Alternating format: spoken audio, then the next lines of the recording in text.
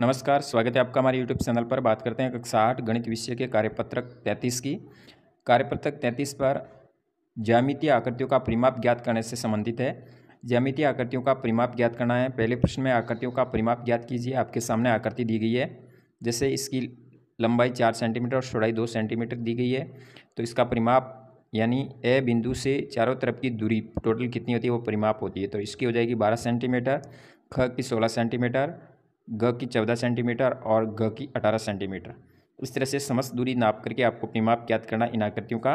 दूसरे प्रश्न में भी आकृतियाँ आपके सामने दी है, या त्रिभुज दिया गया है या पंचभुज है। इसी तरह आगे भी आकृतियाँ दी गई है, आयत की है। इन सभी आकृतियों का परिमाप ज्ञात करना है। तो 12, 12, 12 तीनों यानी टोटल तीनों को जोड़ देंगे तो हो जाएगा 36 सेंटीमीटर। या 7, 7 के हैं, टोटल 5 भुजाएँ तो 7 पंजे 35, यानी सभी को जोड़ने पर 35 सेंटीमीटर होगा। इसका 56 सेंटीमीटर होगा, इसका 66 सेंटीमीटर होगा। उसी तरह तीसरे प्रश्न में कुछ आयताकार आकृतियों के माप दिए गए हैं। इन आकृतियों का परिमाप ज्ञात करना है आपको। यहाँ पे लंबाई दी है, चौड़ाई दी है। आयत का परिमाप ज्ञात करने का भी एक सूत्र होता है, 2 × लंबाई प्लस चौड़ाई होता है। लंबाई और चौड़ाई को जोड़ के आप 2 से गुणा कर सकते हो। तो यहाँ पे आपके 48, 60 को जोड़ के 2 से गुणा करने पर 216 सेंटीमीटर आएगा, या 116 सेंटीमीटर, या 88 सेंटीमीटर, या 240 सेंटीमीटर होगा। चौथे प्रश्न में आपके सामने 4 आकृतियाँ दी गई है, जिसमें से एक आकृति का परिमाप है वो 63 सेंटीमीटर है। उसके ऊपर राइट का चिन्ह लगाना है। तो ये आकृति होगी जिसका परिमाप 63 सेंटीमीटर होगा। इसके ऊपर राइट का चिन्ह लगाएंगे। नीचे 5वें प्रश्न में आपको सम पंचभुज की आपको परिमाप ज्ञात करना है। पंचभुज सम है जिसकी एक भुजा 5 सेंटीमीटर है, तो 5 भुजाओं का 5 × 5 यानी 25 सेंटीमीटर हो जाएगा। इसी तरह यहाँ पे वर्ग की एक भुजा दी है 10 सेंटीमीटर। वर्ग का परिमाप ज्ञात करने का सूत्र होता है 4 × भुजा, तो 4 का गुणा 10 से करने पर 40 सेंटीमीटर इसका आंसर होगा। तो इस तरह से आप वर्कशीट 33 पे कार्य करेंगे। बात करते हैं अगले कार्यपत्रक 34 की।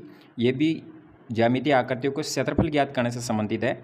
दी गई आकृतियों का क्षेत्रफल ज्ञात कीजिए। एक वर्गाकार खाना को एक वर्ग इकाई मानते हुए आपको करना है। जैसे क के अंदर टोटल कितनी वर्ग इकाई सम्मिलित है, इसको काउंट कर दे। 1, 2, 3, 4, यहाँ पे 4 होगी। इसी तरह 4, 4, 8, 4, 12, 16 और 20, टोटल 20 वर्ग इकाई होगी। तो इस हिसाब से इसमें टोटल 27 वर्ग इकाई होगी और इसमें टोटल 13 वर्ग इकाई होगी। इस तरह से आपको इसको भरना है। फिर दूसरे प्रश्न में आपके सामने वही इसी तरह की आकृतियों का निर्माण किया गया। यहाँ 20 वर्ग इकाई होगा, इसमें टोटल 21 वर्ग आ रहे हैं, तो 21 वर्ग इकाई होगा। यहाँ 16 वर्ग आ रहे हैं और इसमें 15 वर्ग सम्मिलित है। तो सबसे अधिक क्षेत्रफल है वो किस आकृति का है, ख आकृति का होगा 21। इसी तरह तीसरे प्रश्न में आपके सामने आकृतियाँ वर्गाकार बनाई गई है। इनमें से सबसे कम किसका है क्षेत्रफल और कितना है, तो इनमें सबसे कम होगा ग आकृति का। टोटल 7 वर्ग इसके अंतर्गत आएंगे, तो 7 वर्ग इकाई इसका क्षेत्रफल होगा और ग आकृति इसका उत्तर होगा। फिर चौथे प्रश्न में आपके सामने ए से लगा के अब तक कुछ आकृतियाँ दी गई है, इसको अवरोही क्रम में लिखना है। यदि इसका क्षेत्रफल ज्ञात करें तो इसका 5 वर्ग इकाई होगा, इसका 9 वर्ग इकाई होगा, इसका 12 वर्ग, इसका 17 वर्ग, इसका 10 वर्ग और इसका 10 वर्ग। अब इसके हिसाब से सबसे बड़ी अवरोही क्रम में सबसे बड़ी पहले आती है और सबसे छोटी अंत में आती है। सबसे बड़ी एफ होगी, उसके बाद सी होगी, उसके बाद डी, फिर ई, बी और सबसे कम क्षेत्रफल ए का है।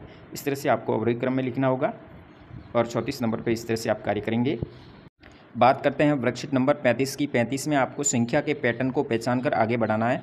यहाँ पे एक संख्याओं का पैटर्न दिया गया है आपके सामने।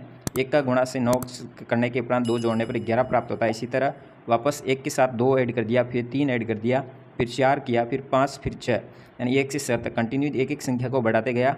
और यहाँ पे 9 के 9 रखे, यहाँ पे भी एक एक संख्या आगे बढ़ती गई और फिर यहाँ पर भी एक एक संख्या आगे बढ़ेगी। यहाँ 11 है, यहाँ 111 हो गए, यहाँ पर 1111 हो गए। यहाँ पे एक अधिक लिखा गया है जो गलत था, यहाँ पे 11111 ही होते हैं। इसी तरह ये संख्या आएगी। इस तरह से आपको इस पैटर्न को पूरा करना है। दूसरे प्रश्न में भी एक पैटर्न दिया गया है। जैसे यहाँ 2 का 4 से गुणा करने पर 6 प्राप्त होता है, 2 और 4 को जोड़ने पर 6 प्राप्त होता है, 5 और 8 को जोड़ने पर 13 होता है। इसी तरह 4 और 5 को जोड़ने पर 9 होगा, फिर 6 और 9 को जोड़ेंगे 15। इस तरह से आपको इस पैटर्न को पूरा करना है। यहाँ पे आपको गुणा करके पूरा करना है। 5 का 4 से गुणा करने पे 20 होगा, 4 का 6 से करने पे 24 होगा। इस तरह से इस पैटर्न को गुणा करके हल करना होगा। दूसरे प्रश्न में आपके सामने इस तरह से पैटर्न दिए गए हैं। पहला पैटर्न भरा हुआ है। दूसरे पैटर्न में यहाँ पे 57 लिखेंगे, या बहुत रहेगा, या 79 आएगा। इसी तरह इसमें 50, 39 और 89 और 100 आएंगे। इस तरह से इस पैटर्न को आपको पूरा करना है और इस वर्कशीट पर कार्य करना होगा। बात करते हैं अगले कार्यपत्रक 36 की। 36 नंबर में आंकड़ों को व्यवस्थित करने, दंड आलेख खींचने की समझ विकसित करने से संबंधित है। तो छठे प्रश्न में कक्षा 6 के छात्रों ने गणित विषय के एक परख हुआ जिसमें ये अंक प्राप्त किए, 2, 4, 3, 2, यानी प्रत्येक छात्र के अलग अलग नंबर दिए गए हैं। इन प्राप्तांकों को एक सारणी में पूर्ति करना है। नीचे दिए गए और प्रश्नों के उत्तर देने। जैसे एक अंक प्राप्त करने वाले छात्र 2 थे, तो 2 लाइनें खींचेंगे टेलीसिना में। 2 अंक प्राप्त करने वाले टोटल 4 छात्र थे, 4 यहाँ करेंगे। 3 अंक प्राप्त करने वाले भी 4 थे, 4 अंक प्राप्त करने वाले 3 थे और 5 अंक प्राप्त करने वाले 2 थे। इस तरह से टेलीसिना भी लिखेंगे। फिर 3 अंक प्राप्त करने वाले छात्रों की संख्या कितनी थी, तो यहाँ होगी 4। कक्षा की कुल छात्र संख्या, टोटल छात्र संख्या आप काउंट करेंगे तो टोटल 15 छात्र संख्या होगी।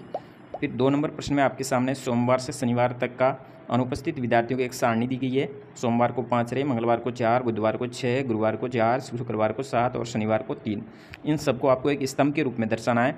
यहाँ पे स्तंभ बनाया गया है, 0 से लगा के 7 तक लिखा गया है। जिससे सोमवार को 5 रहे तो आपको यहाँ 5 तक जाना है इस स्तंभ को, और गहरा हल्का डार्क कर देना है, ब्लैक कर देना है, पेंसिल की सहायता से करेंगे। इसी तरह मंगलवार को 4 है तो 4, बुधवार को 6 तक जाएंगे, गुरुवार को 4 तक आप जाना है, फिर शुक्रवार को 7 तक आप जानेंगे और शनिवार को 3 तक आपको इस तरह से स्तंभ बनाने हैं। तो इस तरह से इस वर्कशीट पे कार्य करेंगे।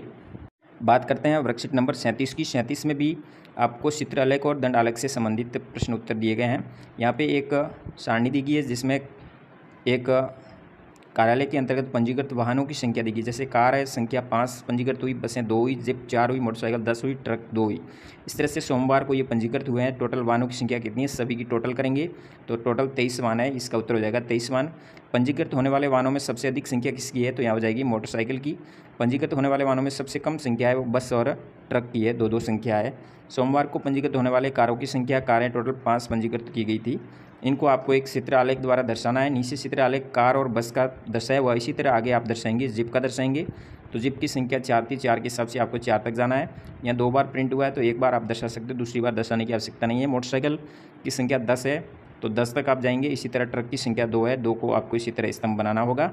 उसके उपरांत 2 नंबर प्रश्न में आपके सामने एक पिक्टोग्राफ दिया गया है, चित्र आलेख दिया गया है।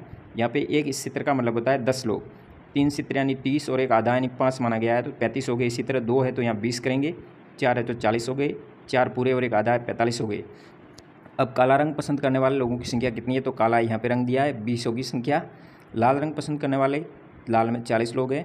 और सबसे अधिक कौन सा रंग पसंद किया गया, वो है हरा, 45 लोगों ने इस रंग को पसंद किया। इस तरह से इस वर्कशीट पे आप कार्य करेंगे।